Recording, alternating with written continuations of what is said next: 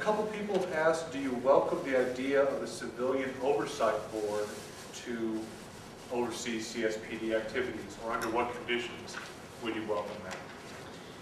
I've had relatively limited experience studying that issue. I can tell you that in most of the cities where it's been implemented, it has not worked well at all. In some cities where it's been implemented, it has worked.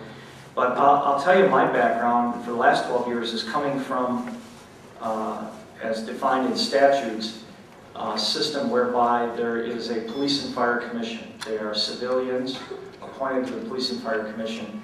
They actually appoint the police and fire chief.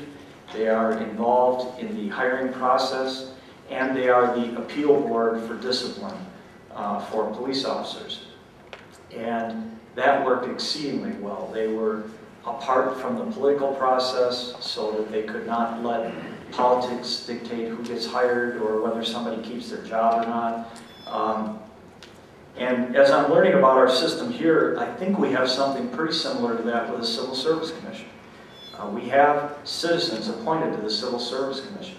Now, they didn't hire me, but they tell me who I get to promote, and they are the appeal board for discipline, and they are, in that regard, able to review the conduct of police officers and levy some control over that. We also have civilian oversight in what is the ultimate oversight of a police department, and that's our budget, and it's called the City Council. They are elected by the citizenry to represent the interests of all people. They tell us what our resources are going to be. They set major city policy, and they hold the city manager accountable to the standards of services that they expect. I'm not sure what Colorado statutes provide for or say in the way of civilian review boards. I'm curious.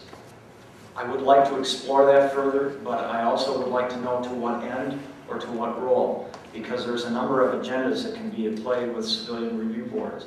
But I certainly am happy to participate in any discussion on things that can increase the transparency of the police department, because I do believe in transparency. There is a push-pull on that issue. Many of the things that I talked about in my comments are almost contradictory in terms of our interests on being transparent or not. But I have attempted to stress throughout our organization the increasing need to be transparent, and I hope in the months to come and years to come that you will see a greater level of transparency about our organization.